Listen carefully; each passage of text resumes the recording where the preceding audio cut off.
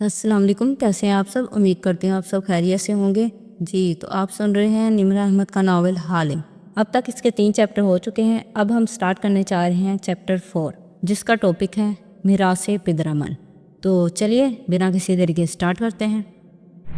اس نے دیکھا ایک نیم اندھیر کمرہ ہے جس کی چوکھٹ پہ وہ ننھی لڑکی کھڑی ہے، کھلے لمبے بال اور پیروں تک آتا لباس۔ اندر ایک آدمی پشت کیے بیٹھا ہے، اس کے آگے آگ جل رہی ہے اور وہ جھک کے سلاخ پہ کسی شے کو دہکا رہا ہے۔ چھوٹی لڑکی قدم قدم چلتی اس کے کندھے کے پیچھے آ رکتی ہے۔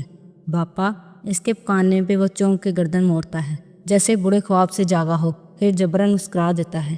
تم سوئی نہیں تالیہ؟ یہ لوگ کون تھے جو ابھی یہاں سے گئے ہیں؟ اس کی کم عمر باریک آواز گونجتی ہے تو وہ زیادہ چونکتا ہے، پھر اس کا ہاتھ تھام کے اسے ساتھ بٹھاتا ہے۔ میرے دوست تھے، فوج کے ساتھی، اور سلاخ کو انگاروں پہ پلٹتا ہے۔ اس کے سرے پہ سونے کے سکے جیسا کچھ ہے۔ بچی ہتھیلیوں پہ چہرہ گرا کے سوچ میں ڈوبی کہتی ہے، مگر وہ سپاہی تو نہیں لگتے تھے؟ میں نے خود سنا ہے وہ بار بار پمبورا کہہ رہے تھے۔ یا اللہ تالیہ! مراد کے ہاتھ میں پکڑی سلاخ لرزتی ہے، گھبرا کے ادھر ادھر دیکھتا ہے۔ یہ پمبورا کون ہوتے ہیں بپا؟ شش! اس نے بوکھلا کے اسے چپ کرایا۔ تم یہ لفظ اب نہیں بولو گی، اگر گاؤں میں کسی نے سن لیا تو ہم سب مار دیے جائیں گے۔ مگر باپا، وہ کسی خزانے کی بات کر رہے تھے۔ پھر اس کی آنکھیں چمکیں۔ مجھے بتاؤ باپا، کیا کوئی خزانہ ہے باپا؟ آدمی گہری سانس لیتا ہے اور سلاخ آنکھ سے اوپر اٹھا کے دکھاتا ہے۔ اس کے سرے پہ گول سکہ اور ڈلی جڑی ہے، سنہری چابی۔ جب یہ چابی تیار ہو جائے گی تو ہم اس کی مدد سے خزانہ ڈھونڈ لیں گے اور پھر ہمارے شہر کے لوگوں کو عافیت مل جائے گی۔ بچی کی آنکھیں دہکتی چابی پہ جم سی جاتی ہیں، لب کھل جاتے ہیں تحیر سے، ستائش سے۔ یہ چابی کس کی ہے؟ انسانوں کے سب سے بڑے خزانے کی۔ میں اس کو اپنے لوگوں کی مدد کے لیے تیار کر رہا ہوں۔ چاند کی 21ویں تاریخ تک یہ تیار ہو جائے گی، پھر یہ ہمیں خود خزانے تک لے جائے گی۔ وہ کیسے؟ وہ دلچسپی سے پوچھتی ہے۔ جو اس چابی کو پہلی دفعہ پہنتا ہے وہ اس کو راستہ خود دکھاتی ہے، اس کو اس جگہ خود لے جاتی ہے جہاں خزانے کا قفل ہو۔ ہمارے گاؤں کے لوگوں کے مسئلے ختم ہو جائیں گے، سب امیر ہو جائیں گے۔ وہ دھیرے دھیرے سمجھا رہا ہے۔ اسے سب سے پہلے کون پہنے گا؟ اس کی نظر دہکتی چابی پہ ٹکی ہے جس کو وہ دوبارہ آگ میں ڈال رہا ہے۔ میں، صرف میں۔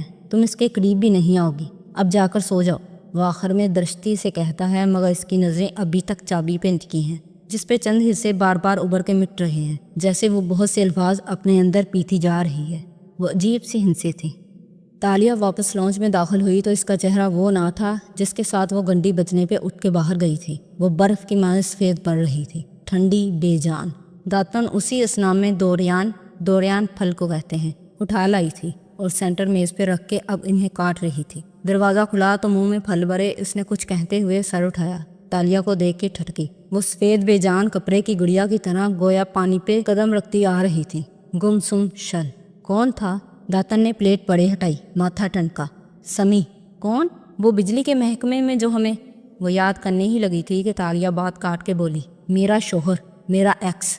داتن کا منہ کھل گیا، آنکھوں میں پہلے حیرت اور پھر شوق ابھرا۔ وہ سمی؟ تالیہ بے دم سی صوفے پہ گر گئی، آنکھیں کہیں دور خلا میں ٹکی تھی۔ کیا کہا اس نے؟ داتن پریشانی سے اٹھ کے اس کے پاس آئی۔ اس نے کوئی نقصان بچانے کی کوشش تو نہیں کی تمہیں؟ تم نے مجھے کیوں نہیں بلایا؟ وہ مجھے ڈرانے آیا تھا۔ شاید وہ اشر کو جانتا ہے، دھمکا رہا تھا کہ اشر کو بتا دے گا کہ میں فراڈ ہوں۔ اس کو کیسے معلوم کہ ہم اسکیمرز ہیں؟ داتن چونکی۔ مگر یہ تو معلوم ہے کہ میں کسی فوج شدہ امیر خاندانی آدمی کی ہیرس نہیں ہوں۔ اگر اس نے بتا دیا کہ میں لاہور سے شادی ہو کر آئی تھی تو سوال اٹھیں گے کہ میں نے یہ دولت کیسے بنائی۔ وہ میرا کور بلو کر دے گا، سب ختم ہو جائے گا۔ اس کی آنکھیں گلابی پڑنے لگیں۔ وہ شدید ذہنی دباؤ اور خوف کے زیر اثر تھی۔ مگر اس کو اشرف وغیرہ کا کیسے علم ہوا؟ مجھے صرف اتنا پتا ہے کہ اس کو میرے گھر کا معلوم ہو گیا ہے اور اب وہ پیسے مانگ رہا ہے۔ او داتن، وہ سب کچھ ختم کر دے گا۔ اس نے سر دونوں ہاتھوں میں گرا لیا تھا، آنکھوں سے ٹپ ٹپ آنسو بہنے لگے تھے۔ تم تو بہت بہادر ہو تالیہ، ایسے گھبراؤ تو نہیں؟ تم تو بڑے بڑوں کو انگلیوں پہ گھما دیتی ہو میری بچی۔ تالیہ نے بھیگی آنکھیں اٹھا کے اسے دیکھا۔ سمیم وہ پہلا آدمی تھا جس نے مجھے دھوکہ دیا تھا، میں کبھی بھی اس کے خوف سے باہر نہیں نکل پائی۔ داتن نے دلاسا دینے والے انداز میں اس کے دونوں ہاتھ تھامے۔ وہ بے بسی سے روتے ہوئے کہتی جا رہی تھی، میں تو سب کچھ چھوڑنے والی تھی، بس آخری واردات، بس آخری چوری کرنی تھی، اور اب سمی سب خراب کر دے گا۔ یا اللہ، اگر اس نے وان فاتح کو بتا دیا کہ میں فراڈ ہوں تو وہ مجھے بھی ایسے دیکھیں گے جیسے وزیر اعظم کو دیکھتے ہیں۔ میں ان کی نظروں میں نہیں گرنا چاہتی۔ اس کا سر پھٹنے کو تھا۔ کسی کو کچھ معلوم نہیں ہوگا، تم تالیہ ہو، تمہارے پاس ہمیشہ پلان ہوتا ہے، میری بات سنو۔ داتن نے اسے شانوں سے تھام کے جھنجھوڑا۔ تم وہی کرو گی جو میں کہوں گی، تم زخمی ہرن کی پینٹنگ کے معاملے اور اس سکے کو ڈھونڈنے پہ فوکس کرو، سمی کو مجھ پہ چھوڑ دو، میں اس کا منہ بند کرنے کا طریقہ ڈھونڈ لوں گی۔ تالیہ نے گہری سانس لی اور ہتھیلیوں کی پشت سے آنکھیں رگڑیں۔ اب وہ انتہائی شوق سے نکل آئی تھی اور اس کا ذہن کام کرنے لگا تھا۔ اب کہ وہ بولی تو آواز گیلی مگر سنبھلی ہوئی تھی۔ کچھ کرو داتن، ایک دفعہ وہ چابی مل جائے تو میں وان فاتح کی زندگی سے دور چلی جاؤں گی، بس تب تک سمی کا منہ بند رکھنے کی کوشش کرو۔ ایسا ہی ہوگا۔ اور ہاں، بریسلٹ مل گیا نا؟ داتن کو خیال آیا تو پوچھا۔ تالیہ پھیکا سا مسکرائی۔ ہاں، جیسے ہم میٹرز بن کے پارٹیز میں عورتوں کے بچوں کو رلا کے ان کا زیور چھپاتے تھے، بالکل اسی طرح۔ کرائے بیبی اسکیم۔ مجھے بس اب وہ سکہ ڈھونڈنا ہے اور مجھے سمی کا حل۔ داتن اٹھی اور اپنی چیزیں اٹھا کے پرس میں ڈالنے لگی۔ کشن کے پیچھے سے ایک پرانی چھوٹی کتاب اٹھائی۔ ہم شکار باز۔ تالیہ اب بے چینی اور پریشانی سے بڑبڑا رہی تھی۔ کہاں ہو سکتا ہے وہ سکہ؟ نہ اس کو نیلامی پہ رکھ رہی ہیں اسرا، نہ وہ فاتح کے سیف میں تھا۔ یقیناً اسرا کے لاکر میں ہوگا یا گھر میں کسی دوسری جگہ۔ داتن نے کتاب بیگ میں ڈال کر دوسری چیزوں تلے چھپا دی اور اس سے پکارا، سمی پہ مجھے ابھی سے کام شروع کرنا ہوگا، میں چلتی ہوں۔ تالیہ پھیکا سا مسکرائی اور اس کی پھلوں والی پلیٹ کو دیکھا۔ تم دوڑیاں کھا بھی نہیں سکی میری وجہ سے تالیہ۔ داتن نے مسکرا کے اسے دیکھا۔ میری پیاری بچی، میری ہرنی، میری بلی، تمہارے لیے میں ہر شے قربان کر سکتی ہوں، مگر چہرے پہ غصہ طاری کیا۔ تم نے سوچا بھی کیسے کہ میں دوڑیان قربان کروں گی؟ موٹی عورت نے یہ کہہ کر دوڑیان کی پلیٹ اٹھائی، ایک کاش منہ میں رکھی اور دب دروازے کی طرف بڑھ گئی۔ تالیہ کے آبرو اکتاہٹ سے اکٹھے ہوئے۔ میری پلیٹ واپس نہ لائیں تو تم دیکھنا، پیچھے سے پکارا، مگر داتن ناک سے مکھی اڑاتی باہر نکل چکی تھی۔ داتن کے جاتے ہی گھر ایک دم خاموش اور سنسان ہو گیا تھا۔ اونچا محل اور اندر مقید وہ تنہا شہزادی۔ خیال آیا تو چونکی اور پرس کھولا۔ اندر بریسلٹ رکھا تھا۔ اس نے احتیاط سے اسے نکالا۔ دل دھڑکا مگر وہ ٹھنڈا رہا۔ تالیہ نے اسے ہاتھ میں نہیں پہنا بلکہ گردن تک لے گئی۔ زنجیر لمبی تھی۔ اسرا اس کے کنڈے کو پہلی کڑی میں ٹائٹ کر کے ڈالتی تھی تو وہ کلائی پہ فٹ بیٹھتا تھا۔ تالیہ نے اسے گردن سے لگایا اور آخری کڑی میں کنڈا ڈالا۔ وہ اس کی گردن پہ فٹ آ گیا، کسی پھندے کی طرح۔ ایک دم ارد گرد روشنی ہوتی گئی، تیز روشنی۔ تب اس نے وہ منظر دیکھا، چابی کو دہکادا اس کا باپ اور اس سے سوال پوچھتی ننھی تالیہ۔ شکار باز، فوجی دوست، گاؤں کے لوگ، خزانہ، ساری باتیں گڑبڑ ہو رہی تھی۔ اس نے زنجیر نوچ کے گردن سے اتاری، روشنی غائب ہو گئی۔ حواسوں میں واپس آنے میں اسے چند لمحے لگے تھے۔ سنہری زنجیر صوفے سے نیچے جا گری تھی۔ اس نے جھک کے اسے اٹھایا۔ وہ بے نور رہی، مگر تالیہ کی آنکھوں میں تحیر، خوف اور جستجو مل جل کے ابھرنے لگی تھی۔ شکار باز؟ مگر کس چیز کے شکاری؟ وہ آنکھیں چھوٹی کر کے لاکٹ کو دیکھتی بڑبڑائی تھی۔ تو یہ تھے میرے بپا، پہلی دفعہ دیکھا ان کو۔ وہ خواب کو سمجھنے کی کوشش کر رہی تھی۔ بپا فوج میں تھے اور ان کے دوست بھی، شکار باز، کوئی ایسی تنظیم جس پہ پابندی ہوگی، اور یہ لوگ خزانہ تلاش کر رہے تھے اپنے گاؤں کے غریبوں کی مدد کرنے کے لیے۔ وہ دور خلا میں دیکھتی کڑیاں ملا رہی تھی۔ اور وہ چابی، وہ شاید انہوں نے مجھے پہنا دی ہو، میں اسے پہن کے دور کسی چرچ میں نکل گئی ہوں گی اور کھو گئی ہوں گی۔ چابی اتارتے ہی میری یادداشت چلی گئی ہوگی اور میں کسی کو بتا نہیں سکی ہوں گی کہ میں کہاں سے آئی ہوں۔ مگر پھر مجھے میرے بپا نے ڈھونڈا کیوں نہیں؟ اس کا ذہن الجھ رہا تھا۔ شاید پیچھے سے لوگوں کو معلوم ہو گیا ہو کہ وہ شکار باز ہیں اور وہ کسی مشکل میں پھنس گئے ہوں۔ شاید وہ جان سے چلے گئے ہوں۔ دل کانپا۔ شاید میرے پیچھے کوئی اس لیے نہ آیا ہو کیونکہ کوئی زندہ ہی نہ رہا ہو، پورا گاؤں تباہ ہو گیا ہو۔ یہی وجہ ہو سکتی ہے۔ یہی کہانی ہے میری، اور میری ساری یادداشتیں اسی سونے کی ڈلی میں محفوظ ہیں۔ اب وہ احتیاط سے لاکٹ کو ٹیشو میں لپیٹ رہی تھی۔ اسرا کے بریسلٹ کو اس نے لاکٹ بنا لیا تھا۔ اپنی داستان اب کچھ سمجھ آنے لگی تھی، مگر کیا اس کی داستان اتنی سادہ تھی؟ ایسا کیا تھا جو اس کے بپا میں بہت عجیب سا تھا، جو اس کمرے اور اس ننھی بچی میں بھی تھا؟ کچھ بہت انوکھا اور منفرد، جس کو سمجھنے کے لیے اس کی عقل چھوٹی پڑ رہی تھی۔ کچھ غلط تھا۔ داتن کا اپارٹمنٹ چھوٹا مگر آرام دہ لگتا تھا۔ دروازے کے باہر سرسبز گملے رکھے تھے۔ وہ لفٹ سے اتری اور باری برکم جسے کے ساتھ چلتی اپنے دروازے تک آئی تھی کہ ماں، پیچھے سے اس کے بیٹے کی آواز سنائی دی۔ چابی لاک میں گھساتی داتن رکی اور حیرت سے مڑ کے دیکھا۔ 2 پیس پہنے ایک نوجوان چلا آ رہا تھا۔ سیاہ رنگت اور نقوش داتن جیسے ہی تھے اور لبوں پہ مسکراہٹ تھی۔ داتن کے سارے وجود میں خوشی پھیل گئی۔ عدنان، تم آج کیسے؟ آج تو ویکینڈ نہیں ہے۔ وہ دونوں جب اندر آ گئی تو داتن اپنا سامان میز پہ رکھتے ہوئے خوشگوار حیرت سے پوچھنے لگی۔ عدنان اب صوفے کے کنارے پہ آگے کو ہوئے ٹک گیا تھا اور ایک گھٹنا بے چینی سے ہلا بھی رہا تھا۔ سوال پہ ننھی داڑھی کھجاتے ہوئے کندھے اچکائے۔ آپ آرام سے آ کر بیٹھیں تو میں بتاتا ہوں۔ میں قہوہ لے آؤں، وہ رسان سے کہتی کچن کی طرف آئی۔ تھوڑی دیر بعد واپس آئی اور ٹرے سامنے رکھا۔ اس میں قہوے کے ساتھ بسکٹ سے بڑا ایک جار بھی تھا۔ میں نے یہ گندم والے بسکٹ بنائے تھے، تم دونوں کو پسند ہے، واپسی پہ لیتے جانا، وہ مسکراتے ہوئے اسے قہوہ پیش کرتے ہوئے کہہ رہی تھی۔ آپ کی جاب کیسی جا رہی ہے؟ داتا نے چونک کے اسے دیکھا۔ جاب؟ لائبریری کے علاوہ کسی امیر عورت کے ہاں ہاؤس کیپنگ کرتی ہیں نا آپ؟ ہاں، ساشا میڈم کے ہاں۔ داتا نے گہری سانس لی۔ اچھی جا رہی ہے، تم کیوں پوچھ رہے ہو؟ کیا وہ آپ کو قرضہ دے سکتی ہیں؟ اصل میں اس نے کب اٹھا کے گھونٹ بھرا، بسکٹ کو چھوا بھی نہیں۔ مجھے نیا کاروبار شروع کرنا ہے، باری رقم چاہیے، میں سود سمیت واپس کر دوں گا، واپسی کی تو آپ فکر ہی نہ کریں۔ داتن کا چہرہ پھیکا پڑ گیا تھا، پیالی میں چائے ڈیلتے ہاتھ رک گئے، نظریں کپ پہ جھکی رہیں۔ کتنی رقم چاہیے؟ آہستہ سے تھرماس واپس رکھی اور نظریں جھکائے چائے میں چینی ڈالنے لگی۔ عدنان نے چھٹ رقم بتائی۔ یہ تو کافی زیادہ ہے، مگر میں میڈم سے مانگ لوں گی۔ کب تک چاہیے؟ پلکیں نیچی کیے وہ چمچ ہلا رہی تھی، ایک ہاتھ سے بسکٹوں کا جار اٹھا کے قدموں کے پاس رکھ دیا۔ اگر 2-3 دن میں مل جائے تو میں کچھ سامان خرید لوں گا، کام جلد شروع ہو سکے گا۔ میں تمہارے اکاؤنٹ میں بھیج دوں گی، تمہیں مجھے ریمائنڈ بھی نہیں کروانا پڑے گا۔ اوکے، تھینک یو ماں۔ اس کا چہرہ فٹکتے مسرت سے چمکنے لگا تھا، پھر کلائی کی گھڑی دیکھی اور اٹھ کھڑا ہوا۔ مجھے کہیں ضروری پہنچنا ہے، چلتا ہوں۔ پھر رک کے داتن کے پیروں کے ساتھ رکھے بسکٹوں کے جار کو دیکھا۔ کیا یہ میرے بچوں کے لیے بنائی ہیں آپ نے؟ جیسے یاد نہ آ رہا ہو کہ ابھی ماں نے بسکٹوں سے متعلق کیا کہا ہے۔ لیانا صابری نے پیر سے جار کو صوفے کے نیچے ذرا سا دھکیلا۔ نہیں، یہ شوگر فری ہے، ساشا کے لیے بنائے تھے۔ وہ ہر وقت ڈائٹ اور ایکسرسائز کے چکر میں زیادہ کھاتی پیتی نہیں ہے نا۔ تم جاؤ، میں پیسے بھیج دوں گی۔ نظریں اٹھا کے ویرانی سے اسے دیکھا تو وہ مسکرایا اور سلام جارتا باہر نکل گیا۔ چھوٹا سا فلیٹ بالکل خاموش رہ گیا، سوگوار، تنہا، ویران۔ داتن کی چائے اسی طرح رکھی تھی اور وہ بے دلی سے اس کے شفاف مایا کو دیکھے جا رہی تھی۔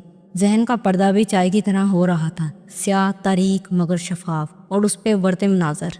7 سال قبل کی وہ گرم صبح جب سارا کوالالمپور پسینے سے پگھل رہا تھا۔ ایسے میں ایئرپورٹ کی عمارت کے اندر معمول کا رش اور شور تھا، آوازیں، اعلانات، الوداعی ملاقاتیں اور آنے والوں کو خوش آمدید کہنا۔ مگر لیانا صابری کو اس وقت کوئی آواز نہیں سنائی دے رہی تھی۔ سیاہ فوم باری برکم عورت جس کے گھڑیالے بال جوڑے میں بندھے تھے، سر جھکائے باتھ رومز کے آگے بنے فرش پہ وائپر سے موپ لگا رہی تھی۔ سمجھا کرے ماں، ہم مزید ساتھ نہیں رہ سکتے۔ میری بیوی کو ڈاکٹرز نے ریسٹ کا کہا ہے۔ آپ کے ساتھ رہے گی تو روز جھگڑا ہوگا اور اس کی صحت پر برا اثر پڑے گا۔ وہ یعقوب بھی تو ہے آپ کا بیٹا، آپ اس کے ساتھ بھی رہ سکتی ہیں۔ سر جھکائے وائپر لگاتی لیانا کی آنکھ سے آنسو ٹپکا اور فرش پہ جا گرا۔ اگلے ہی لمحے پوچھے کے داغوں نے اسے وائپ کر کے فرش کو صاف کر دیا۔ پہلے عدنان اور اب یعقوب کی آواز سنائی دینے لگی۔ میرے ساتھ؟ نہیں ماں، یہ ممکن نہیں۔ عدنان اور اس کی بیوی تو باپا کے بنائے گھر میں رہ رہے ہیں، وہ وہاں سے آپ کو کیسے نکال سکتے ہیں؟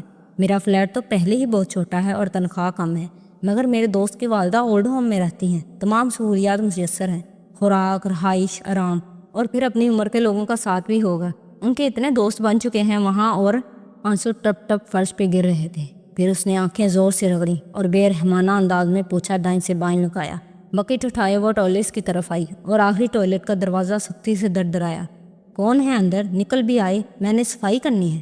جویلری اسٹور کے مالک نے تمہیں نوکری سے نکال دیا ہے لیانا، اس کو جوان اور خوبصورت لڑکی مل گئی ہے۔ تمہاری دوست کی حیثیت سے سمجھا رہی ہوں، اب کسی اسٹور میں تمہیں ملازمت نہیں ملے گی، کیونکہ اب کانوں میں ایک دوست کی آواز گونجنے لگی تھی۔ باتھ روم سے جو لڑکی باہر نکلی وہ تالیہ نہیں تھی جس کے ساتھ اب داتن کام کرتی تھی۔ وہ ایک ڈری سہمی قدرے الجھی ہوئی لڑکی تھی جس کی آنکھیں رونے کے باعث سرخ نظر آ رہی تھیں۔ کڑھائی والی شلوار قمیض، کندھوں پہ دوپٹہ اور ہاتھوں پہ مٹھی مٹھی سی مہندی۔ اس کے پاس ایک ایسا بیگ تھا جس سے وہ خود بھی ناواقف تھی۔ لیانا کو وہ بیگ اور اس کے حالات دیکھ کے سارا معاملہ بانپنے میں دیر نہیں لگی تھی۔ ایئرپورٹ پہ اکثر ایسا ہوتا تھا، یا لڑکیاں مجبور ہوتی ہیں یا ناواقف، مگر یہ لڑکی بہرحال یہ ماننے کو تیار نہ تھی کہ اس کا شوہر یہ سب کر سکتا ہے۔ لیانا نے اسے چھپ چھپاتے ایئرپورٹ سے نکلوا دیا اور اپنی دوست کے گھر لے آئی، جہاں وہ خود بطور پین گیسٹ کے رہ رہی تھی۔ تالیہ سمجھدار تھی، ذہین بھی، بہت جلدی سمجھ جاتی اور تیزی سے وہ کام کر ڈالتی۔ دوست کے سامنے لیانا کی رشتہ دار کی اداکاری بھی اچھی کر لی، لیکن وہ اب بھی پریشان اور سوگوار تھی۔ یہاں تک کہ اس نے اسکائپ پہ اپنے شوہر سمی سے رابطہ کیا تو اس کا انداز اور باتیں، ہر شے اس کا رہا سہا شک رفع کرنے کے لیے کافی تھی۔ اب لیانا کو لگا کہ تالیہ بلاخر مان گئی ہے کہ اس کے شوہر نے اسے صرف استعمال کیا اور آگے بھی کرنا تھا، کیونکہ نوجوان گھریلو لڑکیوں کے بیگز ایئرپورٹ پہ کم ہی کھولے جاتے ہیں۔ لیکن مان جانے کے بعد وہ بالکل چپ ہو گئی۔ سمی کو معلوم نہ تھا وہ کدھر ہے۔ وہ لیانا کی دوست کے اس کمرے میں بالکل مقید ہو کے رہ گئی، خاموش صدمے میں۔ پھر چند دن بعد اس نے خود کو سنبھالنا شروع کیا۔ اس سے لیانا کا کوئی رشتہ نہ تھا، لیکن وہ لڑکی اسے اچھی لگی تھی، بے حد ذہین اور قابل، لیکن بے بس اور دکھی۔ خود کو ٹکڑا ٹکڑا کر کے اس نے جوڑا اور سمی سے رابطہ کیا۔ شرط یہی طے پائی کہ وہ اسے طلاق دے گا تو وہ بیگ واپس کرے گی۔ سمی کاغذات کے چکر میں نہیں پڑنا چاہتا تھا، اور چونکہ اس کے اسکائپ کے نکاح کا بھی کوئی ثبوت نہ تھا، وہ ملیشیا اپنے ملے پس منظر کے باعث آئی تھی، اسپاؤس ویزا پہ نہیں، اور تالیہ اس سے جان چھڑانا چاہتی تھی۔ اس کے لیے یہی کافی تھا کہ وہ اس کو فون پہ طلاق دے ڈالے۔ وہ ایک نئے ملک میں تنہا لڑکی تھی جس کو پیچھے بھی سنبھالنے والا کوئی نہ تھا۔ سمی سے کوئی بید نہیں معاملہ کتنا لڑکائے، اور کاغذات کے لیے اس کو سمی سے ملنا پڑتا، اور لیانا کو ہمیشہ لگا کہ وہ سمی کا نام سن کے بھی خوفزدہ ہو جاتی ہے۔ اس نے تالیہ کو کسی ایسی چیز سے ڈرتے نہیں دیکھا تھا جو عموماً اس کی عمر کی لڑکیوں کو خوفزدہ کیے رکھتی ہے۔ طوفان، سانپ، بچھو کو بھی وہ کرتے ہوئے کوئی موذی کیڑا نظر آ جاتا تو وہ اس کو جوتے تلے مسل کے آگے بڑھ جاتی۔ جاننا کو اچھا نہ لگتا، میرے لوگ سانپوں کو بھی نہیں مارتے کہ ان کا دل دکھتا ہے، مگر وہ لڑکی مار ڈالتی تھی۔ ایک سمی کے خوف سے وہ کبھی نہیں نکلی۔ طلاق دے دی، بیگ واپس ہو گیا، تعلق ختم، مگر اس کے ذکر پہ وہ چونک چونک جاتی تھی۔ وہ واحد آدمی تھا جس نے تالیہ کو اسکیم کیا تھا، ایسے کہ اس کا ذہن مفلوج ہو گیا تھا۔ لیانا نے اسے ایک ریسٹورنٹ میں نوکری دلوا دی، ویٹرس کی نوکری۔ لیانا خود لائبریری میں کام کرتی تھی، دونوں اس کی دوست کے کمرے میں ہی رہتی تھی۔ بالآخر وہ زندگی کی طرف واپس آنے لگی تھی، ویٹرس بن کے محنت مشقت کر کے پیسے جوڑنا۔ لیانا کو یہ تالیہ کے مسائل کا بہترین حل لگتا تھا۔ مگر پھر ایک دن ریسٹورنٹ میں اس روز معمول کی گہما گہمی تھی۔ تالیہ ٹرے پہ چپس، برگرز اور کوک کے گلاس رکھے سامنے سے چلتی آ رہی تھی، یونیفارم پہنے، پونی کے اوپر پی کیپ جمائے۔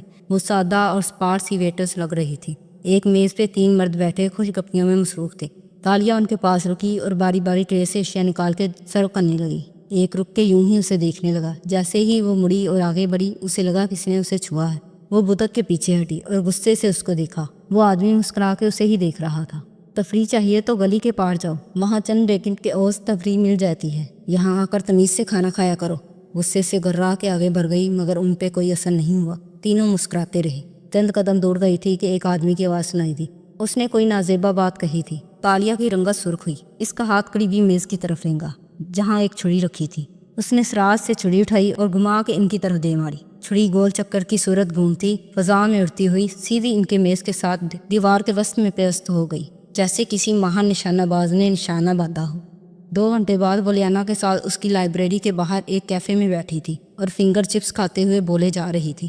اور پھر بہت شور و ویلا ہوا۔ آخر میں میری یہ نوکری بھی چلی گئی۔ بہت سی گالیوں اور لان تان کے ساتھ ریسٹورنٹ کے مالک نے مجھے کسی شکاری کی اولاد کا تانا بھی دے دیا۔ وہ کہہ کے ہنستی جیسے خود بھی انجوائے کر رہی ہوں۔ یہ شاید وہ زیادہ مضبوط ہو گئی تھی۔ مگر تم نے اتنا اچھا نشانہ باندھنا کس سے سیکھا؟ لیانا حیران تھی۔ پتہ نہیں، میں بچپن سے اچھے نشانے لگا لیتی ہوں، شاید مجھے یہ کام آتے ہیں۔ اس نے بے پرواہی سے شانے چکا دیے اور کھاتی رہی۔ مگر ایسی کیا بات ہوئی جو تم اتنی خوش ہو؟ لیانا نے آنکھوں کی بتنیاں اسکور کے غور سے اسے دیکھا تو تالیہ نے چمکتی ہوئی آنکھیں اٹھائیں، ادھر ادھر دیکھا، احتیاط سے آگے ہوئی اور پرجوش سرگوشی میں بولی، کیونکہ جس نے میرے ساتھ بدتمیزی کی تھی میں نے جاتے جاتے اس کا بٹوا بھی نکال لیا، اور اس میں اتنے ڈھیر سارے پیسے ہیں۔ ہاتھ میں اس پہ رکھا تو اس میں ایک نوٹوں سے بڑا بٹوا بھی تھا۔ تم کسی شکاری کے ساتھ ساتھ کسی چور کی اولاد بھی لگتی ہو تالیہ، وہ خفگی سے بولی تھی۔ ہر وقت شکار بننے سے شکاری بننا بہتر ہے موٹی عورت۔ مجھے موٹی عورت مت کہا کرو۔ تو کیا داتن پدوکا کہوں؟ وہ ہنسی۔ داتن بتوکا بوڑھی داتی قسم کی خواتین کے لیے دیا جانے والا سرکاری اعزاز ہوتا ہے۔ تو کیا میں کسی داتن بتوکا سے کم ہوں؟ وہ گردن کرا کے بولی تو تالیہ کے لب حیرت سے کھل گئے۔ تمہارا خواب یہی ہے کیا کہ ایک دن سرکار تمہیں داتن پدوکا کا ٹائٹل دے؟ اگر ہے بھی تو کیا؟ اتنے سال جیولری سٹور اور اس لائبریری کی خدمت کی ہے میں نے، حق بنتا ہے میرا۔ وہ نتنے پھلائے برا مان کے بولی تو تالیہ نے بے اختیار مسکراہٹ دبا لی۔ اوکے، جب میں بہت امیر ہو جاؤں گی، میرا جزیرے پہ وہ اونچا محل بن جائے گا تو میں تمہیں یہ اعزاز دلوا دوں گی۔ یہ اعزاز امیر لوگ نہیں دلوا سکتے تالیہ مراد، یہ صرف پردھان منتری دلوا سکتا ہے۔ تو پھر میں، وہ اٹھی اور میز پہ دونوں ہاتھ رکھ کے جھک کے شرارت سے بولی، پردھان منتری سے شادی کر لوں گی، اور اس سے پہلی درخواست یہ کروں گی کہ وہ تمہیں سچ مچ کی داتن بتوکا بنا دے۔ خوش؟ اس وقت کا وزیر اعظم ایسا بوڑھا اور ٹھگنا تھا کہ داتن یہ سب سوچ کے ہی کھلکھلا کے ہنستی تھی۔ چائے ختم ہو گئی تھی، داتن کے ذہن کا پردہ خالی ہو گیا تھا۔ اس نے چونک کے سر اٹھایا تو دیکھا وہ اپنے فلیٹ میں تنہا بیٹھی تھی۔ ایک گہری سانس لے کر اس نے موبائل اٹھایا اور اپنے اکاؤنٹ کا بیلنس چیک کیا۔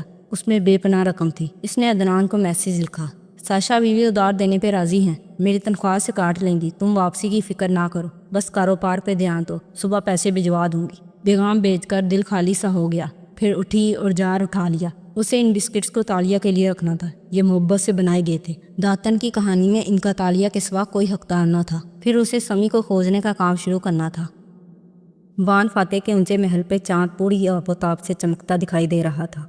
एडम किचन से अपनी चीज़ें लेकर निकला तो अशर को दारादार ज़ेने उतरते देखा। वो उस चेहरे के साथ नहीं पलटा था जिसके साथ अंदर गया था।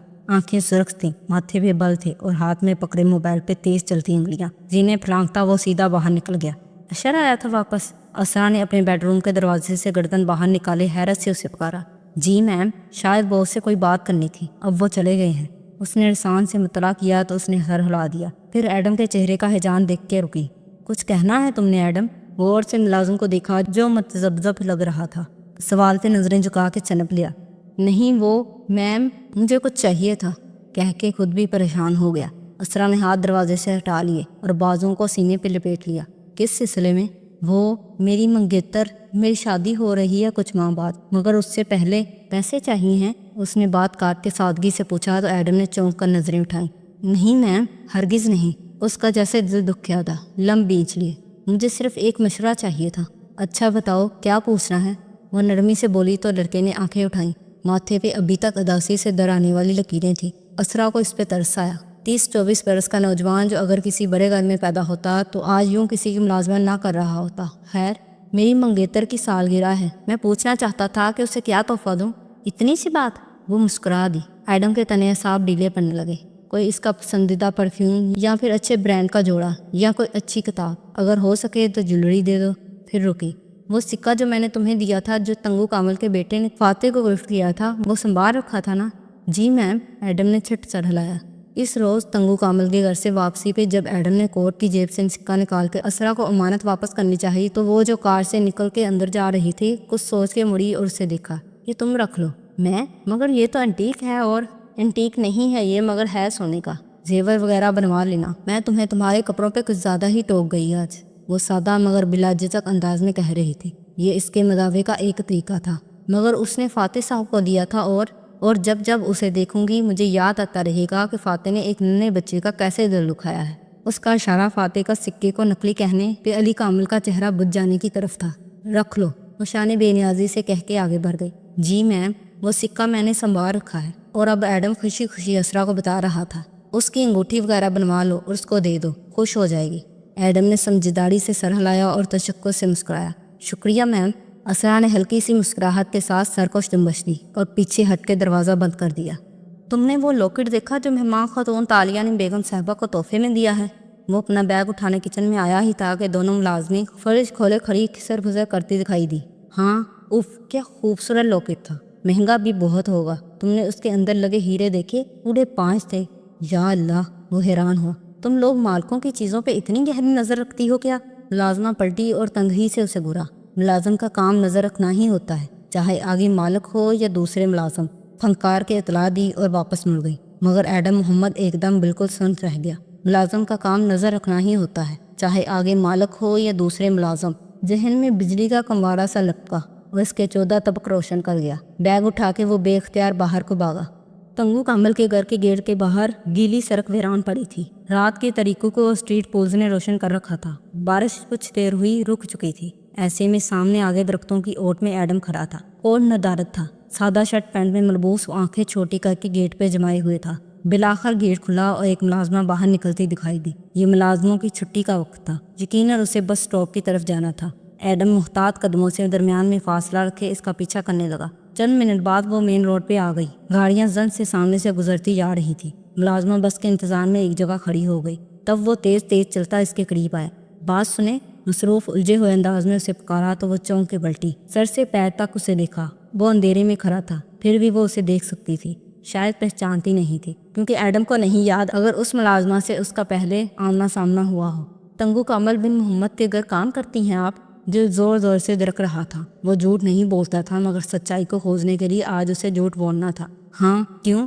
वो चौकन्नी हुई। मुझे तालिया ने थूक निकली। सामान लड़खड़ाई। भेजा है। तालिया ने कुछ तहाइफ भेजे थे आपके लिए और अपनी सारी साथी मुलाजमों के लिए। بولتے بولتے اسے سانس چلنے لگا۔ جھوٹ بولنا کتنا دشوار تھا۔ ملازمہ کی آنکھوں میں چمک ابھری، خوشگوار سی حرکت۔ اس نے تحائف پاکستان سے بھجوائے ہیں؟ وہ تو پاکستان چلی گئی تھی نا۔ اور ایڈم اس لمحے بالکل پتھر کا بت بن گیا۔ یعنی تالیہ واقعی ان کی ملازمہ تھی۔ بس سرخروں کا لمحہ تھا، اس کا سچ جیت گیا تھا۔ اس کے اعضاء نے اس سے جھوٹ نہیں بولا تھا۔ ایڈم سچا تھا، تالیہ جھوٹی تھی۔ جی، بر وقت بول پایا، مگر میں ذرا کنفیوزڈ ہوں۔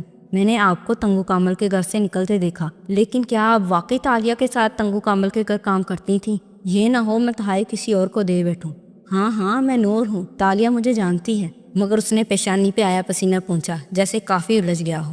اور کتنا عرصے آپ دونوں نے ساتھ کام کیا؟ سوری، مگر مجھے کنفرم کرنا ہے کہ 2 ماہ۔ وہ 2 ماہ پہلے آئی تھی۔ اس نے ریسٹوران میں تنگو کامل کے بیٹے کی جان بچائی تھی۔ اس کو الرجی ہے مونگ پھلی سے، اور اس نے غلطی سے سلاد میں سے مونگ پھلی کھا لی تو تالیہ جو وہاں ویٹرس تھی، اس نے کوئی گھاس پھوس بچے کے منہ میں ڈالا، جس سے اس کی حالت سنبھل گئی۔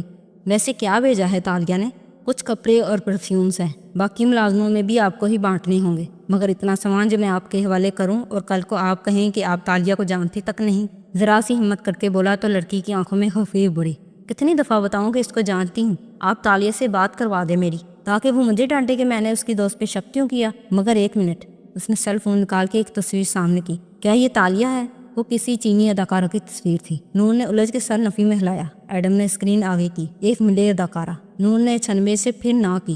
تیسری تصویر وہ سامنے لایا تو وہ سنہری بالوں والی تالیہ تھی۔ نور نے گہری سانس لی۔ امتحان لے رہے تھے آپ میرا؟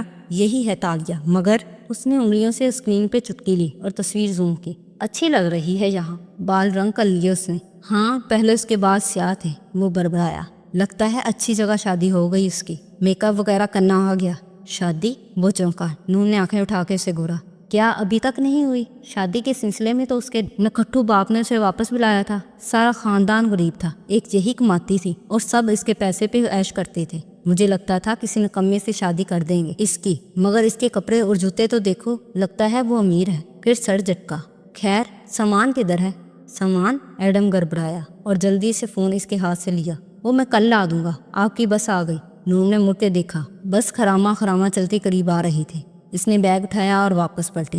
اچھا، کل صبح میں، مگر بات ادھوری رہ گئی۔ پیچھے کوئی نہ تھا، ایڈم جا چکا تھا۔ چلو کل آئے گا نا، اس نے خود کو تسلی دی اور بس کی طرف بڑھ گئی۔ وہاں سے جلدی سے کھسک کے ایڈم ایک دوسری بس پکڑ کے گھر آ گیا تھا۔ وہ حیران تھا، شوکڈ تھا، خوش تھا۔ وہ سچا تھا، وہ لڑکی وہ نہیں تھی جو وہ خود کو کہہ رہی تھی۔ وہ شاید بہروپیہ تھی، فاتح کو قتل کرنا چاہتی تھی۔ ہاں، یہ بات ہو سکتی تھی۔ یا اللہ، تو کو مجھے اس جھوٹ کے لیے معاف کرنا۔ میرے پاس سچ ثابت کرنے کا کوئی اور طریقہ نہ تھا۔ وہ خطرناک لڑکی ہے، اور مسز تنگو کامل اس کو اس دن صاف بچا گئی تھی۔ سب جھوٹ بول رہے تھے تو کو انہیں مات دینے کے لیے مجھے انگلیاں ریڈی کرنی پڑی۔ وہ کانوں کا ہاتھ لگاتا توبہ کرتا اپنے گھر کا چھوٹے دروازہ کھول رہا تھا۔ ڈربے میں بیٹھی مرغی نے زور کی کھٹاک کی۔ اس کے پروں تلے چھپے ننھے چوزے چوں چوں کرنے لگے۔ ایڈم نے ہوش کیا تو مرغی کے پر جو کھل گئے تھے دھیرے دھیرے تھم کے سمٹتے گئے اور وہ پرسکون ہو گئی۔ ایڈم دبے قدموں گھر میں داخل ہوا، آہستہ سے چابی گھمائی۔ لبوں پہ پرجوش مسکراہٹ تھی اور آنکھوں میں فتح کی چمک۔ جسم میں توانائی سی بڑی تھی۔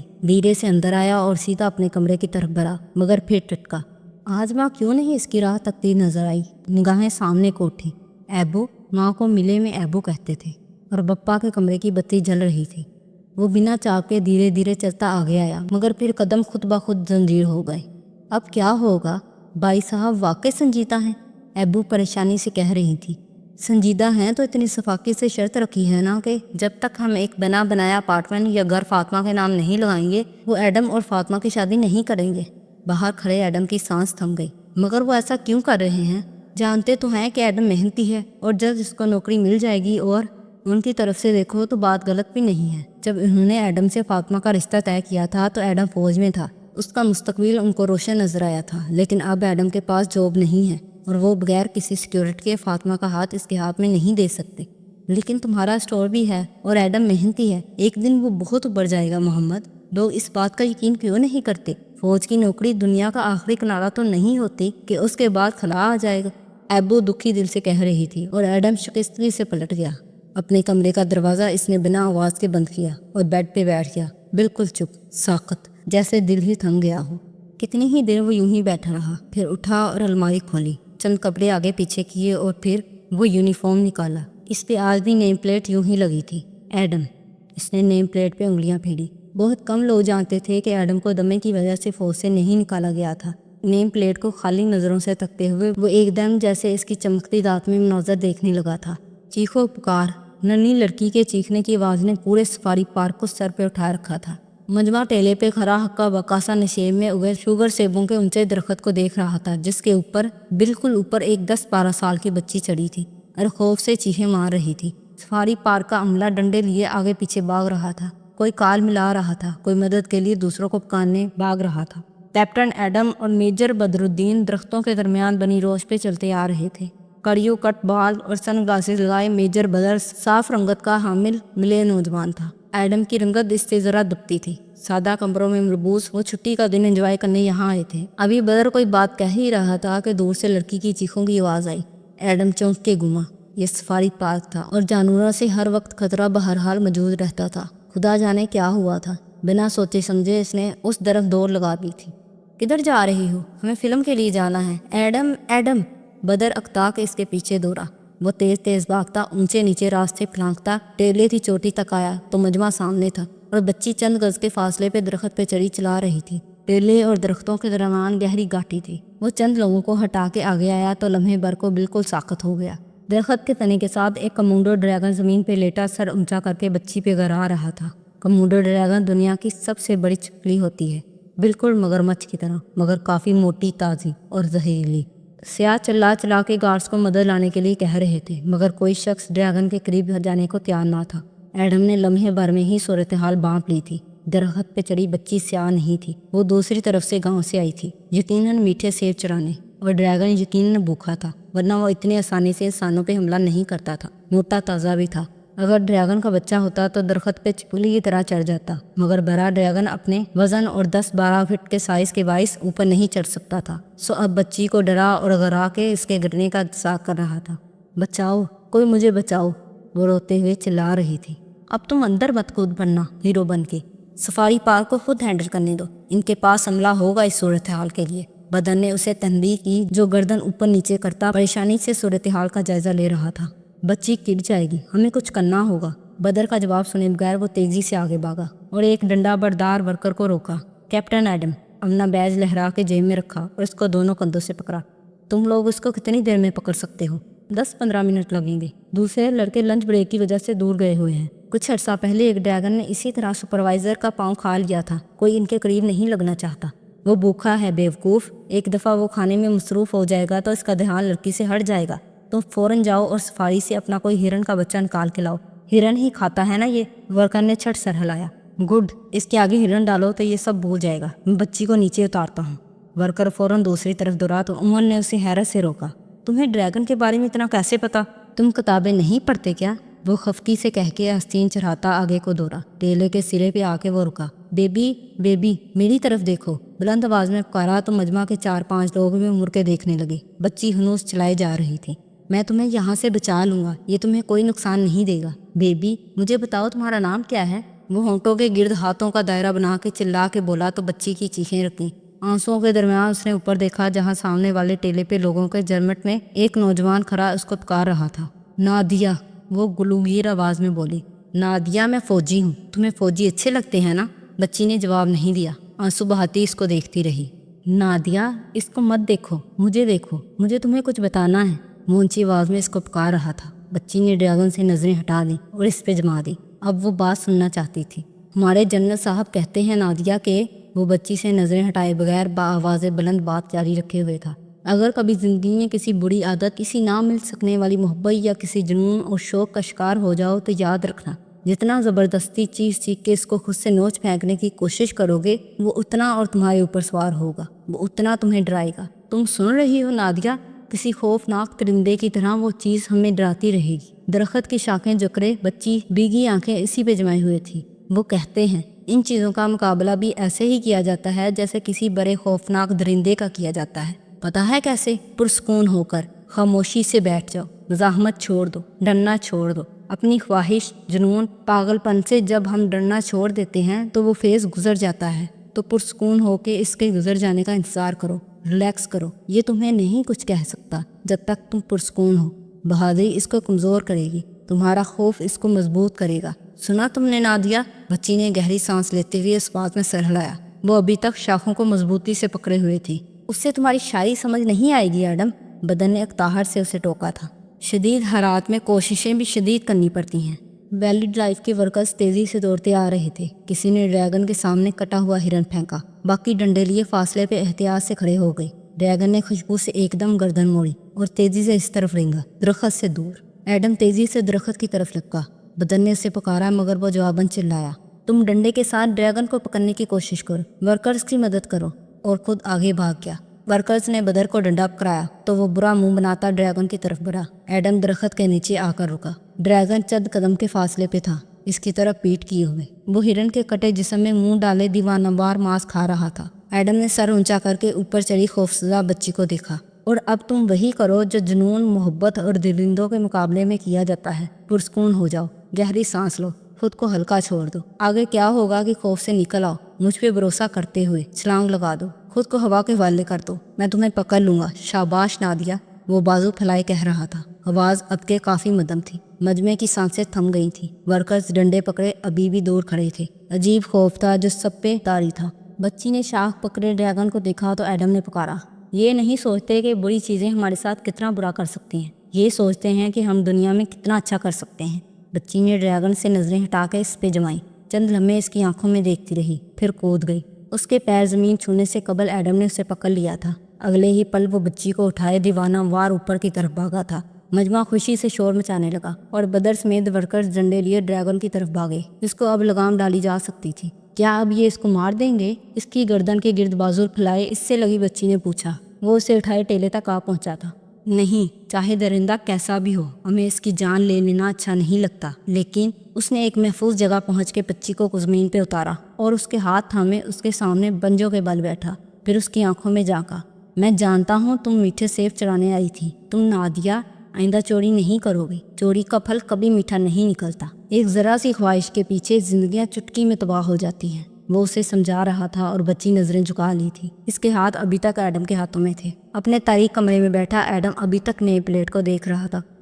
چمکتے دانت میں سے ایک اور منظر ابر سا رہا تھا، جیسے کنویں کے پانی میں ہچکولے کھاتا چاند کا عکس ہو۔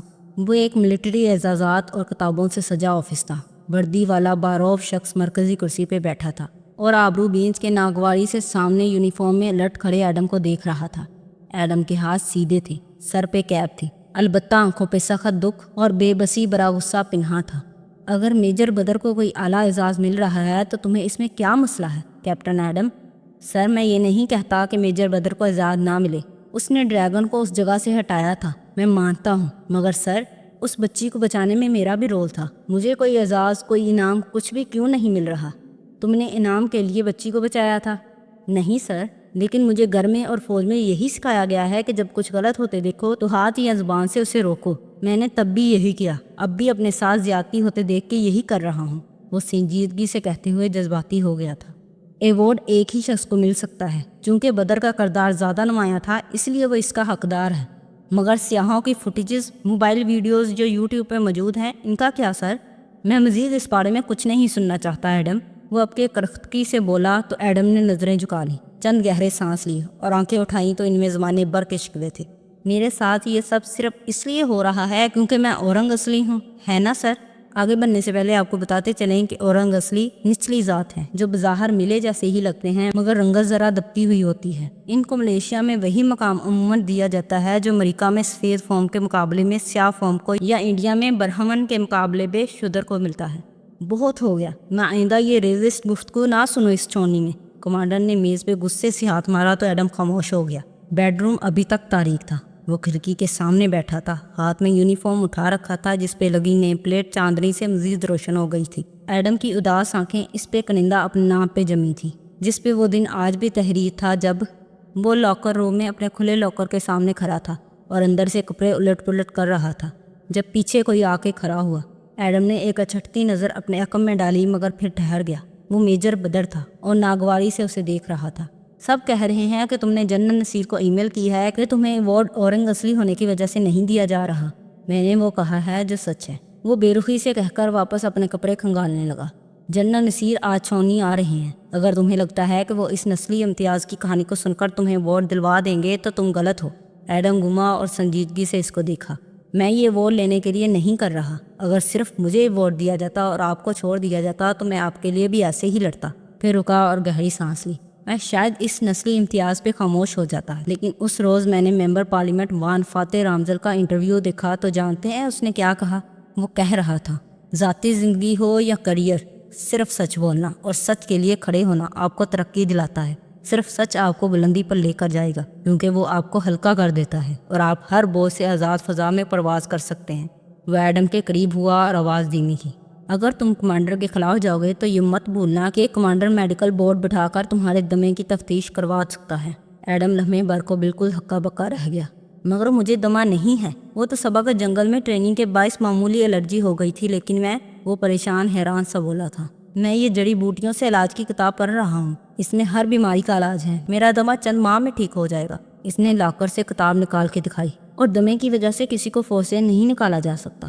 میں تم سے ہمدردی کر رہا تھا ایڈم، عقل سے کام لو۔ صحت کے مسئلے کی وجہ سے فوج سے نکالے گئے تو کوئی تمہیں باڈی گارڈ بھی نہیں رکھے گا، منگیتر شادی سے انکار کر دے گی۔ مگر تم شاید سمجھتے ہو کہ یہ کتابیں اور یہ وان فاتح والی آئیڈیالوجی تمہیں ترقی دلائے گی؟ بیوقوف لڑکے، کبھی سوچا کہ آج صوفیہ رحمان وزیر اعظم کیوں ہے اور وان فاتح خود کیوں وہ ترقی حاصل نہیں کر سکا؟ اس کے کندھے کو ہلکا سا تھپکا اور ایک ترس کھاتی نظر اس پہ ڈال کے آگے بڑھ گیا۔ ایڈم بالکل چپ رہ گیا تھا، گمسم۔ لوکر روم کا منظر وقت کی سیاہ اسکرین پہ غائب ہو گیا اور اس میں سے ایک روشن دن طلوع ہوا۔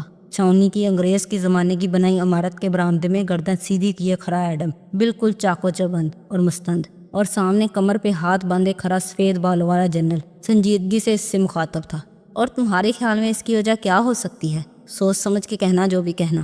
میں سوچ چکا ہوں سر، ایڈم جھوٹ نہیں بولے گا، وہ سپاٹ نظروں سے سامنے دیکھتے ہوئے کہہ رہا تھا۔ ایڈم کے ساتھ یہ زیادتی اس لیے ہو رہی ہے کیونکہ ایڈم ایک اورنگ نسلی ہے اور ہماری فوج آج بھی ملے کو اورنگ نسلی پہ ترجیح دیتی ہے۔ وہ سامنے دیکھتے ہوئے سپاٹ نظروں سے کہہ رہا تھا۔ اور ایڈم سچ اس لیے بول رہا ہے کیونکہ ہمارے نبی رسول اللہ صلی اللہ علیہ وسلم اس دنیا کے سب سے عظیم انسان ہیں، اور انہوں نے ہمیں یہی سکھایا ہے کہ چاہے زمانہ کوئی بھی ہو، انسان کو بلندی صرف سچ عطا کرتا ہے۔ سیاسی لیڈر غلط ہو سکتے ہیں، کمانڈر غلط ہو سکتا ہے، مگر رسول اللہ صلی اللہ علیہ وسلم ہمیشہ سچ فرماتے تھے، اور انہوں نے ہمیں یہ بھی سکھایا ہے کہ کسی گھوڑے کو کالے پہ فوقیت نہیں ہے۔ پھر ایڈم کے ساتھ کسی صاف رنگت والے کے لیے کیوں زیادتی کی جائے سر؟ جنرل نصیر آنکھیں چھوٹی کر کے خاموشی سے اسے سن رہا تھا، جو بے خوفی سے بولے جا رہا تھا۔ اور جو آخری منظر ایڈم بن محمد کو یاد تھا وہ چھاؤنی میں فوجیوں کے زیر استعمال کمروں کا تھا۔ وہ ایک کمرے کے اندر دروازہ بند کیے دیوار کے ساتھ نیچے زمین پہ اکڑوں بیٹھا تھا۔ اس کے ہاتھ میں کاغذ کا ایک ٹکڑا تھا جس پہ میڈیکل بورڈ نے اس کو فوج کے لیے انفٹ قرار دے دیا تھا۔ وہ دونوں ہاتھوں سے اسے بینچے سر جھکائے بچوں کی طرح رو رہا تھا، مگر کوئی سن نہ لے، اس خوف سے سسکیاں دبائے ہوئے تھا۔ سرخ گلابی چہرے پہ آنسو لڑکتے اس کی وردی کے سینے کو بھگوتے جا رہے تھے اور وہ روئے جا رہا تھا۔ سچ تو کامیابی دیتا ہے، سچ تو انسان کو عظمت دیتا ہے۔ پھر میرے خواب کیوں چھن گئے مجھ سے اللہ تعالیٰ؟ ایڈم تو صرف اپنے ملک کی خدمت کرنا چاہتا تھا، فوج کی وردی پہن کر اپنے ملک کو دشمنوں سے نجات دلانا چاہتا تھا، مگر ایڈم کی رنگت ذرا گہری ہے، اس لیے ایڈم سے یہ موقع چھین لیا گیا۔ اللہ تعالیٰ، ایڈم اس لیے ظلم کے خلاف کھڑا ہوا تھا کیونکہ رسول اللہ صلی اللہ علیہ وسلم نے ہمیں یہی سکھایا ہے کہ ظلم کو خاموشی سے برداشت کر لینا والا بھی ظالم جیسا ہوتا ہے۔ پھر ایڈم کے خواب کیوں ٹوٹ گئے تو آنکھوں؟ وہ گھٹنوں پہ سر رکھے گٹی آواز میں روئے جا رہا تھا، ہچکیوں سے، سسکیوں سے، مگر وقت کا پہیہ پیچھے نہیں مڑ سکتا تھا۔ اور اب اپنے تاریک بیڈ روم میں بیٹھے ایڈم کو تالیہ مراد کی دریافت یکسر بھول چکی تھی۔ یاد تھا تو صرف اتنا کہ جس منگیتر کے ساتھ اس کی جذباتی وابستگی کافی عرصے سے بن چکی تھی، وہ فوج سے نکالے جانے کے بعد پچھلے ایک برس سے اس کے ساتھ اس لیے کٹی کٹی رہنے لگی تھی کیونکہ وہ اب بیکار تھا، میرے قوم کے لیے، اپنے خاندان کے لیے، اور سب کے لیے بیکار تھا۔ وہ اسی طرح اداسی سے بیٹھا رہا اور رات بیتتی رہی۔ بلی اس کی کھڑکی کے سامنے منڈیر پہ بیٹھی اسے دیکھتی رہی اور چاند خاموشی سے چمکتا رہا۔ رات کے اس پہر پہ کوالمپور جاگ رہا تھا۔ تالیہ مراد اپنے گھر کا گیٹ بند کر کے باہر نکل رہی تھی۔ اس نے ٹراؤزر کے اوپر ہڈ والی لمبی شرٹ پہن لی تھی اور پیروں میں جوگرز تھے۔ سینے پہ بازو لپیٹے وہ گیلی سڑک کے کنارے چلنے لگی، تیز تیز، نظریں دور سامنے جمی تھی اور ذہن پیچھے تھا۔ 7 سال پہلے لائبریری کے لان میں ایک بینچ رکھا تھا، ہرے گھاس پہ رکھا سرمئی بینچ جس پہ باری سی داتن ٹیک لگائے بیٹھی تھی۔ چہرے پہ حیرت اور تحیر لیے وہ منہ کھولے تالیہ کو سن رہی تھی جو اس کے چاروں طرف چکر کی صورت ٹہلتی ہاتھ ہلا ہلا کے مزے سے اپنا کارنامہ بتا رہی تھی۔ سیاہ لمبے بالوں والی تالیہ کوالمپور میں گزرے چند ماہ میں ہی خوش خوراکی کے باعث قدرے بڑی بڑی ہو گئی تھی۔ رف سی اسکرٹ اور اوپر لمبی قمیض پہنے اس کا چہرہ گلابی اور بچوں کی طرح پھولا ہوا لگتا تھا۔ آنکھوں میں چمک تھی اور لبوں پہ شرارتی مسکراہٹ۔ پرسوں میں سوچ رہی تھی کہ سمی کے ساتھ میں کتنا برا کر سکتی ہوں، بدلہ وغیرہ، تو میرا دل چاہا میں اس کا ای میل ہیک کر لوں اور اس کے سارے راز پڑھ کے دنیا کے سامنے کھول دوں، مگر پھر اس نے شرارت سے چٹکی بجائی۔ مجھے یہ خیال آیا کہ میری طرح کتنے لوگ اپنے ایکس کا ای میل ہیک کرنا چاہتے ہوں گے۔ بس پھر کیا تھا، میں نے ایک fake Facebook I D سے اشتہار لکھا اور ایسے پیجز پہ لگا دیا کہ اتنے پیسے دو اور اپنے ایکس کا اکاؤنٹ ہیک کروا لو۔ داتن 2 دن میں 5 لوگ آ گئے جو اپنے ایکس کی ای میلز پڑھنا چاہتے تھے۔ وہ تمہیں کبھی بھی پیسے نہیں دیں گے کیونکہ تم ہیک کر ہی نہیں سکتی۔ وہ گھوم کے اس کے سامنے آئی اور مسکرا کے بولی، ارجنٹینا، یوراگوئے اور امریکہ سے 4 لوگوں نے پیسے ایڈوانس بھیج دیے ہیں۔ صرف $50 تو ایڈوانس مانگے تھے میں نے۔ 5واں عقل مند تھا، پہلے ایڈوانس کے چانسے میں نہیں آیا اور باقی کے $50، یہی تو اسکیم ہے اصل۔ ایڈوانس اچھا معاوضہ لے لو اور پھر اس کی ای میلز کا جواب ہی نہ دو۔ $50 سے وہ غریب نہیں ہو جائے گا، مگر ہم ضرور ایک کرائے کا مکان افورڈ کرنے کے قابل ہو جائیں گے۔ وہ کسی بھی طرح ہمیں نہیں پکڑ سکتے۔ پیسے کلیکٹ کرنے والی سروس پہ نام بھی غلط دیا تھا میں نے۔ وہ اس کے ساتھ آ بیٹھی اور جوش سے بتانے لگی۔ داتن نے گہری سانس لی۔ تالیہ، میں تمہارے ساتھ ہوں، مگر یہ یاد رکھنا کہ ایک دفعہ ہم اس راستے پہ چل پڑے تو کبھی واپس نہیں آ سکیں گے۔ ابھی بھی وقت ہے، سوچ لو۔ بس کچھ عرصے کے لیے میں یہ چھوٹے چھوٹے اسکیم کرنا چاہتی ہوں، پھر چھوڑ دوں گی۔ ایک گاڑی بنا لوں، اچھا کاروبار سیٹ ہو جائے، پھر مجھے اس کی ضرورت نہیں رہے گی۔ پر ہم کوئی ان سیاستدانوں کی طرح غریب عوام سے لوٹ مار تھوڑی کر رہے ہیں۔ اس نے ہاتھ سے سڑک کی طرف اشارہ کیا جہاں مرکزی شاہراہ پہ بل بورڈ لگا تھا جس پہ وان فاتح کی تصویر آویزاں تھی۔ سوٹ میں ملبوس وہ ہاتھ بلند کیے ہوئے تھا، مسکراتا ہوا روشن چہرہ جس کے ساتھ چند حمایتی نعرے درج تھے۔ میں صرف ان لوگوں سے چند ڈالر لوٹ رہی ہوں جو کسی دوسرے کے ساتھ برا کرنا چاہتے ہیں، یعنی ای میل ہیک کروانا۔ وہ میرے خلاف پولیس میں نہیں جا سکتے کیونکہ جرم کے ارادے میں خود پکڑے جائیں گے، اور اگر وہ اپنے پیسے کی حفاظت نہیں کر سکتے تو وہ اس پیسے کی ملکیت کے اہل ہی نہیں ہیں۔ وہ جذباتی انداز میں دلائل دے رہی تھی۔ میں تمہارے ساتھ ہوں تالیہ، لیکن یہ یاد رکھنا کہ ہم اس کام کو کبھی چھوڑ نہیں پائیں گے۔ وقت آنے پہ دیکھیں گے داتن، میں پارلر جا رہی ہوں، میری شفٹ کا وقت ہونے والا ہے، تمہاری بریک بھی ختم ہونے والی ہے، آج ہم کھانا باہر کھائیں گے۔ وہ مسکرا کے اٹھی، بیگ کندھے پہ لیا تو داتن پیچھے سے بولی، تمہارے ماں باپ، تمہارا خاندان، وہ تو ملے تھے نا، ملیشیا کے رہائشی، کیا تم ان کو ڈھونڈنا نہیں چاہتی؟ تالیہ رک گئی، لمحے بھر کے لیے بالکل خاموش ہو گئی، پھر آہستہ سے مڑی تو داتن نے دیکھا، نہ وہ پریشان ہوئی تھی نہ جذباتی، اس کی آنکھوں میں اداسی تھی۔ انہوں نے مجھے بچپن میں ہی چھوڑ دیا، کوئی مجھے لینے نہیں آیا۔ میں چڑیا کا چھوٹا سا بچہ تھی جس کو انہوں نے گھونسلے سے گرایا تو دوبارہ اٹھانے کا خیال تک نہ آیا۔ میں یتیم خانے میں رہی، میں ایک فوسٹر فیملی کے پاس ملازموں کی طرح بڑی ہوئی جہاں مجھے روٹی اور پاکٹ منی کے لیے چوری کرنی پڑتی تھی۔ سزا سے بچنے کے لیے بر وقت جھوٹی کہانی جڑنی پڑتی تھی۔ میں نے خود ہی اڑنا سیکھ لیا۔ اب میں اس گھونسلے کو تلاش کر کے کیا کروں گی داتن، جو میرے خوابوں سے بہت چھوٹا، بہت پیچھے رہ گیا ہے۔ آخر میں مسکرائی تو آنکھوں میں نمی تھی، پھر وہ پلٹ گئی اور سر جھکائے آگے بڑھتی گئی۔ سڑک پہ آ کے اس نے ایک نظر بھی اس بل بورڈ کو نہیں دیکھا، بلکہ بس یوں ہی قدم اٹھاتی رہی۔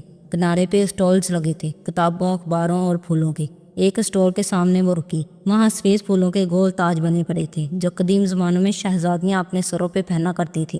تالیہ کے لبوں پہ مانوس سی مسکراہٹ بکھر گئی۔ اس نے ایک تاج اٹھایا اور آگے آئی۔ اسٹال کے وسط میں بڑا سا آئینہ لگا تھا۔ تالیہ نے تاج سر پہ رکھ کے آئینے میں دیکھا، وہ کسی شہزادی کی طرح لگنے لگی تھی۔ مسکراہٹ گہری ہو گئی، نظر موڑی تو سامنے اخبار سجے دکھائی دیے۔ اس نے عادتاً نوکری کے اشتہار کے لیے اخبار اٹھایا اور تہہ کھولی۔ سامنے ہی وان فاتح کی تصویر تھی اور اس کے ساتھ انگریزی میں چھپا اس کا انٹرویو۔ سر پہ تاج پہنے کھڑی لڑکی رک کے ان الفاظ کو پڑھنے لگی۔ 2 برس قبل پہلی دفعہ ممبر پارلیمنٹ منتخب ہونے والے وان فاتح بن رامدل سے جب ہم نے پوچھا کہ وہ ملیشیا میں کس قسم کی بہتری دیکھنا چاہتے ہیں تو ان کا جواب روایتی سیاستدانوں سے ہٹ کے تھا۔ میں جس ملیشیا کا خواب دیکھتا ہوں، 41 سالہ ممبر پارلیمنٹ اور سابق امریکی اسٹیٹ اٹارنی مسکرا کے ہمیں بتانے لگے، وہاں لوگ حلال گوشت خریدنے سے زیادہ حلال کمائی کا دھیان رکھنے والے بنیں گے، کیونکہ بظاہر ہم نے بہت ترقی کی ہے۔ اعلیٰ تعلیم اور نوکریاں، خوبصورت سڑکیں، اونچی عمارتیں اور بے پناہ ٹورزم تو ہم نے اپنی قوم کو دے دیا، مگر ہم اپنی وہ اقدار بھولتے جا رہے ہیں جن کے بغیر کوئی مسلمان مکمل ہی نہیں ہوتا۔ 2 چیزیں انہوں نے ہمیں انگلیوں کی وی بنا کے دکھائی، گویا یہ ان کے نزدیک فتح کی واحد وجوہات تھی۔ 2 چیزیں ہوتی ہیں جو کسی بھی انسان کو دنیا اور آخرت میں کامیاب کرتی ہیں، سچائی اور ایمانداری۔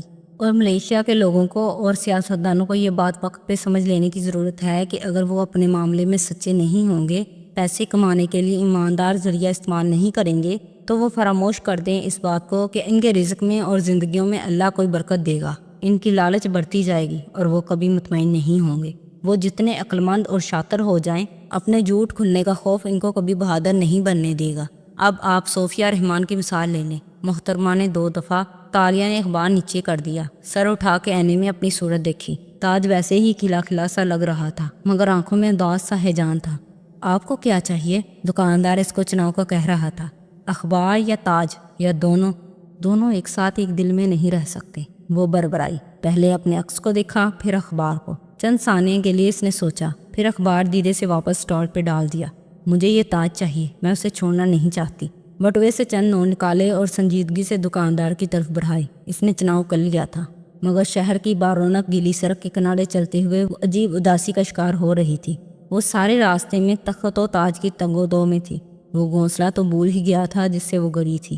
بچپن میں ان سے شکوہ ہوتا تھا، نوعمری میں نفرت ہوتی گئی، جو پھر بیزاری میں بدل کے آخر میں اپنی ہر حیثیت کو کھو بیٹھی۔ جیسے برف کو پکڑے پکڑے انگلیاں سن ہو جاتی ہیں، ان کی طرف سے تالیہ کا دل بھی سن ہو گیا تھا، بے حس۔ مگر آج اس نے اپنے بپا کو دیکھا تھا، وہ چابی تیار کر رہے تھے اور دل نے کہا تھا کہ اس رشتے میں تخت و تاج سے زیادہ کشش تھی۔ وہ مشکل میں تھے، کسی ایسی مشکل میں جس کے باعث وہ اسے بچانے نہیں آ سکے تھے۔ وہ بھی تو ان کو بچانے نہیں گئی، وہ سب کچھ بھول گئی۔ کوئی ایسے بھی بھولا کرتا ہے کیا؟ سڑک کے وسط میں پھولوں کی چوڑی سی بار بنی تھی جو دونوں اطراف کی سڑکوں کو کاٹ رہی تھی۔ وہ اس کے سرے پہ سخت جگہ پہ بیٹھ گئی اور چہرہ ہتھیلیوں میں گرا دیا۔ میرا بھی کوئی گھر تھا، بے خودی کے عالم میں خالی نظروں سے سامنے دیکھتے ہوئے وہ بڑبڑائی۔ میرا کوئی خاندان تھا، یا شاید اب بھی ہو۔ وہ چونکی۔ 17 برس ہی تو گزرے تھے، خاندان والے زندہ ہوں گے اگر اس مشکل سے نکل آئے ہوں تب۔ دل کو دھڑکا لگا تھا۔ مگر گاؤں، وہ گاؤں والے، جانے کتنے برس انہوں نے میرا انتظار کیا ہو اور شاید اب تک کر رہے ہوں۔ ایک دم وہ بے چینی سے اٹھی اور ادھر ادھر دیکھا۔ وہ شاہراہ کے وسط میں پھولوں کے ساتھ بیٹھی تھی، ارد گرد چاروں طرف سڑکیں جاتی دکھائی دیتی تھی۔ وہ ایڑیوں پہ پوری گول گھومی۔ کون سا راستہ اس کا تھا؟ کچھ معلوم نہ تھا۔ مجھے اپنے خوابوں کو سمجھنا ہے، مجھے اس سکے کو ڈھونڈنا ہے، مجھے چابی کو مکمل کرنا ہے۔ ٹریفک کے رش اور شور میں وہ زور سے خود سے بولی تھی، مجھے اس چابی کے ذریعے تاشا کا خزانہ ڈھونڈنا ہے اور پھر اس خزانے سے اپنے گاؤں اور اپنے خاندان والوں کی مدد کرنی ہے۔ وان فاتح کہتا ہے کہ میری کامیابیاں کیا ہیں؟ میں اسے بتانا چاہتی ہوں کہ میں چور اور چھوٹی سہی، میں بہت بری سہی، مگر اچھے لوگوں کے ساتھ برے ہوتے نہیں دیکھ سکتی۔ مجھے اپنے گاؤں کو ڈھونڈنا ہے، مجھے اپنے خوابوں کا تعاقب کرنا ہے۔ بالآخر اسے منظر نظر آنے لگی تھی، ایک مقصد، ایک ٹارگٹ۔ ایک عزم کے ساتھ اس نے ہوٹ چہرے پہ گرائی، جیبوں میں ہاتھ ڈالے اور اٹھ کے سڑک کے کنارے چلنے لگی۔ اب اس کا ذہن پرسکون اور روح گھر کی جانب تھا۔ آج اس نے پھولوں کو دیکھا تک نہیں تھا۔ وان فاتح کی رہائش گاہ پہ بھی بارش تھم چکی تھی، سارا گھر پانی سے نہایا ہوا تھا۔ ایسے میں وہ ابھی تک اسٹڈی میں بیٹھا تھا، پیچھے کو ٹیک لگائے وہ بظاہر پرسکون لگ رہا تھا، مگر جیسے کھڑکی کے شیشے پہ گدلے پانی کی لڑیوں کے نشان جم گئے تھے، اس کی سوچیں بھی ایسے ہی دھندلی ہو رہی تھی۔ میرا اگلا کارڈ کیا ہوگا؟ مگر میرے پاس کوئی کارڈ بچا ہے؟ اس نے سر جھٹکا۔ خیر، کارڈ بہت سے ہوتے ہیں، میں ان لوگوں کے سامنے کبھی نہیں جھکا۔ کوئی وان فاتح کو کنٹرول نہیں کر سکتا، نہ پہلے کر سکا ہے۔ اشر کے ساتھ بھلے ساری دنیا آ کھڑی ہو، مجھے گرا نہیں سکتا۔ وہ ہارتے وہ ہیں جو ہار مان لیتے ہیں۔ اشر سمجھتا ہے جدوجہد کے لیے، سیاسی طاقت حاصل کرنے کے لیے بے پناہ پیسہ اور تعلقات ضروری ہیں۔ سالوں کی محنت، لوگوں کو خوش کرنا اور اشتہار بازی کی مہم، یہ سب انسان کو مقصد تک لے جاتی ہیں۔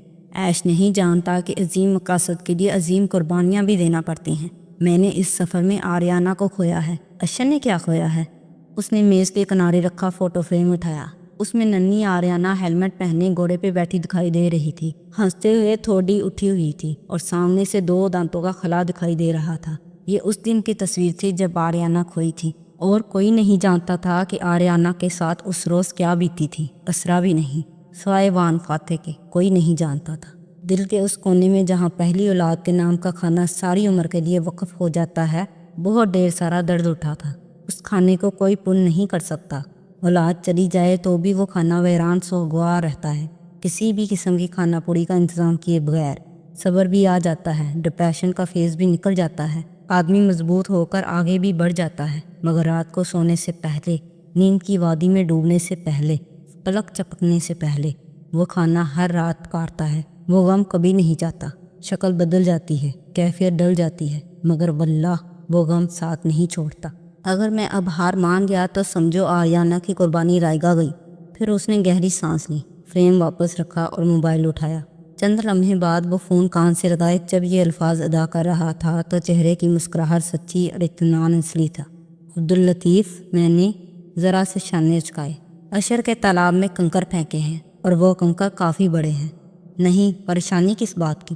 وہ ہلکا سا ہنسا۔ تمہیں معلوم ہے سیاست تھریٹ کے ساتھ اور بھی دلچسپ ہو جاتی ہے۔ تم اگلے کچھ دن کے واقعات بہت انجوائے کرو گے۔ پھر دوسری طرف کچھ سن کے رکا اور سوچتے ہوئے چہرے کی لو کو انگلی سے رگڑا۔